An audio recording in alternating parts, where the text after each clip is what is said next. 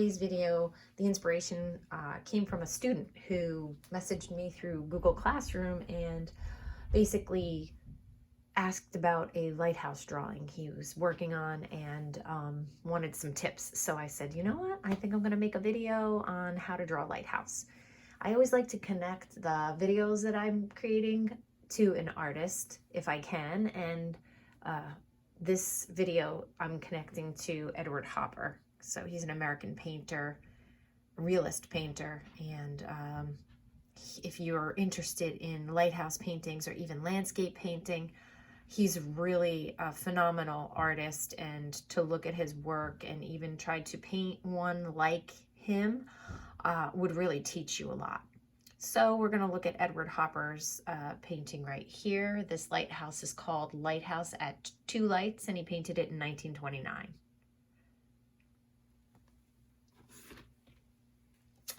Whenever I want to draw something, I will go and look for a reference photo. I don't just draw from my imagination most of the time. I like to use a reference. I think most artists like to work from something. So if you do not want to copy exactly Edward Hopper's Lighthouse, you could follow along with me. I'm going to be using my own reference, a watercolor painting that I had made many years ago, about 17 years ago in 2003. This is Pemaquid Light. This came from a photograph from a friend who used to visit this lighthouse. Her name is Cindy. She used to visit this lighthouse every summer when she went to stay in Maine. So for today's video, we're actually going to be looking at this lighthouse of Pemaquid that my friend Cindy had given me a photograph, and I painted this watercolor for her many, many years ago in 2003. I just decided to choose a simpler structure that doesn't have too many architectural elements like a big house attached to it, just the small outbuilding and the lighthouse. Especially for a beginner artist, I think it's easier to work on something that has less architectural add-ons. For this drawing tutorial, you're going to need paper. You can use copy paper. You can use, this is a watercolor block. It has about 5 or 6 slices of watercolor paper left in it, and I taped it around the edge because eventually this is going to get painted. You could use regular sketch paper or watercolor paper. If you are out of paper, I'm sure you have a brown shopping bag that you can cut open and cut to a slice of paper. You could use cardboard. Just draw on whatever material you have. Lighthouses, for the most part, are a basic cone shape. Some are more of not such a wide cone, and they do look like a cylinder, but for the most part they taper at the top. They have to be wider at the bottom for balance and stability. So we're going to start with a cone shape, and if you're a real beginner, you're going to want to start to draw the two-dimensional shape, which is a triangle, and then we'll turn the triangle into a cone shape. For this part of the drawing, you really want to make sure your paper's straight with the edge of the table. You could use a ruler if you want, and you're going to draw a very tall triangle. I'm going to do mine in marker so that you can see it, but I won't be able to erase. So I'm going to use different pieces of paper to show you what I'm doing. Okay, I did not draw the bottom of the triangle because in order to turn this triangle into the cone shape, the bottom line cannot be a horizontal line. It has to be a curve. So you're going to want to curve the bottom. And that's only if you see the bottom of the lighthouse in your picture. A lot of images of lighthouses, and look, this one looks more like a cylinder. It doesn't really taper too much at the top, but notice the bottom. You really don't see the bottom because it's covered by the landscape. Even in Edward Hopper's painting, the bottom of the lighthouse is attached to a rectangular structure. So you really only need to draw the curved bottom if you actually see it. We're going to be covering ours up because even on our reference photo, it's covered by rocks, landscaping, and foliage. The next step is you're going to want to lop off the top And I already put a little pencil line here, just like so. You want to figure out where you're going to be putting the gallery. Okay, the gallery is this part of the structure, and we have to draw that on top. So we want to get rid of the top of the triangle. You're lopping it off just about, you know, here. You want to do it just about here. You want to give yourself enough space to put the, you know, the gallery and the windows and the cupola, you know, the roof of the lighthouse. So I'm going to switch to my pencil. I'm going to sketch it loosely in pencil, the next step, and then I'm going to go over it with a Sharpie marker so you can see it. But we're going to be focusing on the gallery and the walkway around the gallery and the cupola. So we want to work on this top portion, and you know, you're probably going to have to make some adjustments as you work, as I will have to make some adjustments too. So I try to line up my artwork so that I can see it directly below. I'm not tracing it, but I want it close by so I can kind of see where I need to draw. So I like to have it like lined up in front of me. I'm going to come in, not at the top, but down here, and I'm going to start to draw an elliptical shape that I give the illusion that it's going to go behind the building.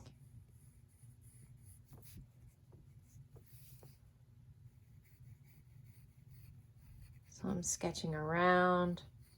I'm going to make some adjustments. And I'm not worried about being too perfect.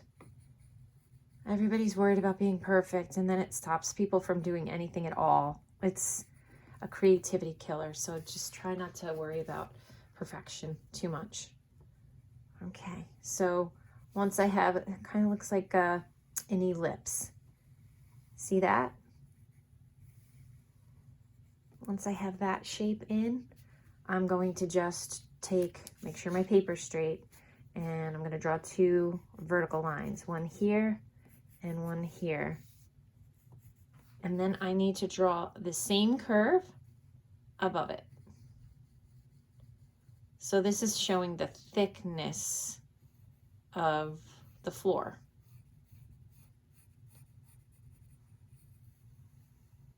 Okay, so now so that you can see it a little bit better, I'm going to go over it with my Sharpie marker.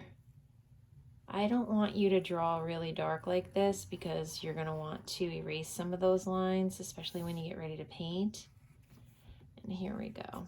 So it's the basic shape, and it has to be wider than the top of the structure. It hangs over. So it hangs over, okay?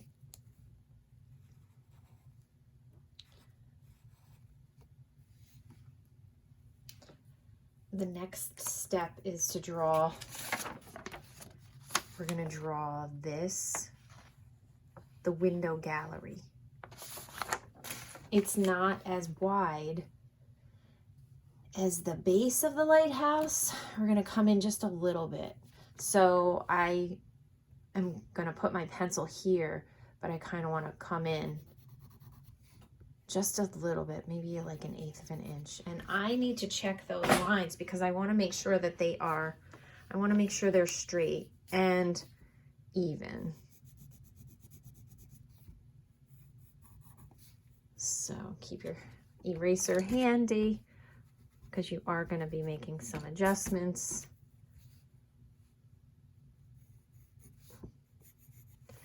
Now you want to think about the height. I can go all the way up to where the windows are, but the windows only take up about half of the space. Or I could just draw the black section, then I could draw the window section. I like to draw the whole shape that's going to lead me up to the bottom of the cupola, which is the roof. And I just want to make sure that these are the same height. And then I'm just going to, again, on a curve, if you start drawing these lines horizontally across, you're going to flatten your lighthouse. You want it to look round. So I just keep curving this until I get a similar curve.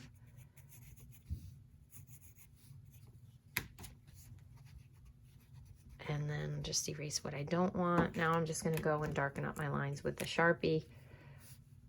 I just wanna make sure that you can see them. And this looks like a small cylinder that I've drawn at the top, okay? Of course, you wanna make sure that it's straight. You could use a ruler, freehand sketch like I'm doing, but make adjustments. Like this is sloping down a little bit. I would probably fix this if I was working in pencil. Now I'm going to start to show you how to just put a line in for where the windows are going to end from the top of this shape. It's almost halfway, maybe a little bit further down, maybe like 2/3. So we're going to draw another curved line. This is going to be black. This will stay black. This is where the windows will be. And let's just draw a line here and a line here to break up the space between the windows. And then you could put another line. So these would be 3 windows that you would see on this side. Okay. Now we're going to move on to the top. So I'm going to go back to my pencil. I'm going to slide this down. Hopefully you can see this a little closer. And of course I'm looking at my reference photo and I see that it kind of goes out. I'm going to use 2 diagonal lines. It goes out slightly past here, but it does not, the side of it does not go beyond the floor for the gallery area, the outside gallery, let's say. So I want to make sure that it doesn't stick out too far. So I'm checking my line with an imaginary line. I can do that. And I'm just gonna curve this around and curve that around. So I just want to draw a curved line connecting those 2 diagonals. And that's really like an underneath portion of the roof that we're going to see. And now I would just sketch in a triangular shape. So artists break things down into basic shapes using lines, creating shapes. When 2 lines or three lines, when they connect, they create a shape. So lines and shapes are the way we build a drawing. I'm going to, again, cut the top of this triangle off.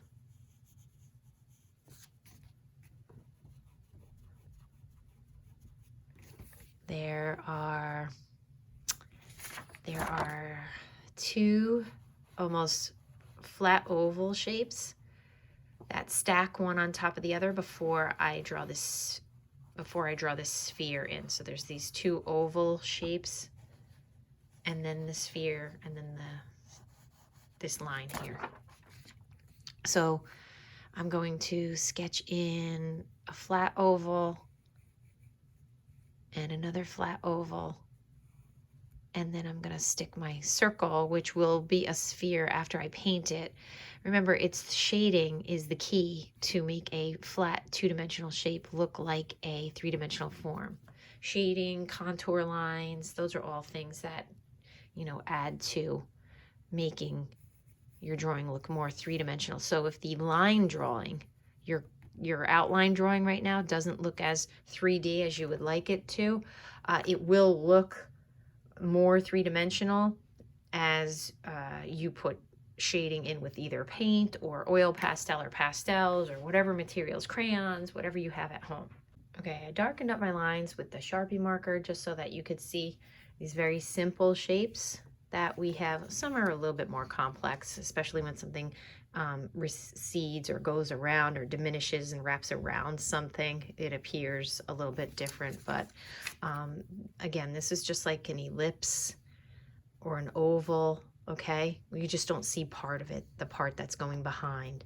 And then we had to put this other shape here to show the thickness, like the height of the floor. We drew a short cylinder and then just put lines and broke up the space a little bit. That represents where the windows would be, and this is where that's going to be like the black iron walls or steel, whatever they are made out of. And then we have the rooftop, and it broke up the space a little bit with a couple of diagonal lines. There'll be some shading in there, and that's going to change the shape and make it look less flat two-dimensional and more like a three-dimensional form when we shade it in. So the next thing I want to start to show you is how to sketch the building in. I have to switch to another drawing because this has to be eliminated. So we have a basic lighthouse. We don't have the railing sketched in yet, and we don't even have the light for the lens sketched in yet. So we'll do that, and then we're going to put the building in. So here we go. So now we want to draw the railing into our drawing. If I was doing this painting in acrylic, I would not be drawing this railing in until after my sky was painted in. For many of the paintings that I've done in the past, lighthouses, let's take this one for instance, I painted the railing in after my sky was painted in, because you'll see that you have to paint the sky like through the glass windows and through these parts of the railing. So if you're working with watercolor, you don't want to have any black painted in until after your sky is painted, because it will smear and blend. So there are different options. You can paint all of the colored portions and leave the black for last. If you're painting with watercolor, if you're painting with acrylic, it doesn't matter, because acrylic, once it's dry, it's permanent. And you could also do like these railings. If you don't feel like you can make thin lines with paint, you could draw them in with a ultrafine Sharpie or a micron pen after all the painting is dry. So those are some options for you. So I do want to teach you how to draw the railing. It can be a little tricky because it looks like there are so many lines going in different directions and overlapping. So it can be a little confusing, okay? So the first thing we're going to do is we're just going to put in a shape, like a half of an oval. That's going to represent our light, that big light that's going to be inside the lighthouse, inside the gallery windows. And then the next thing we're going to do is we're going to start to put our railing in. I don't like to put the railing, the vertical lines in all the way against the outside on some lighthouses. If you notice on this one, they were not, they didn't go where this curved. They came in a little bit. You see where they are? They're not right at the edge of the floor. But the railing does go just as wide as this. So we want to make sure that we have that sketched in that way. Okay, so I'm going to come up with my first railing. I'm just going to use a straight line. I'm not going to curve it at all. That one bends at the top. It's a little trickier. So we're just going to do 2 straight lines, 2 straight vertical lines. And you want to try to make sure that they're the same height. If you really want to get technical, you probably could measure it out. Okay, now we're going to go up just a little higher. And I'm going to switch to my pencil just in case I need to make an adjustment. Okay, now I want to draw a curved line and go beyond the vertical line just ever so slightly, about 1/8 of an inch, and then I'm going to start curving back underneath, and it goes all the way to the building. When I show you with the Sharpie, you may understand it a little bit better. So you want to make sure, like, this one looks a little pointy and that one looks rounder. You want to have them looking a little bit more uniform. So I'm going to wrap it around, draw across. This is why I like to do it when my painting's done, because I want to paint all of these things underneath before I do paint or draw these lines on. And then I'm going to be drawing another railing So that's the top rail. There's one in the middle. I'm going to get my pencil again. And I'm going to come across here. Now I will move it I take my artistic license and I will move it, and I'll tell you why. If it lines up with this line, it's going to be very confusing. So I'll put it down a little bit further. So if I look at my reference photo and I feel like that line is just in the way of something, I'll bring it down a little bit. And again, showing you with the marker may make a little bit more sense.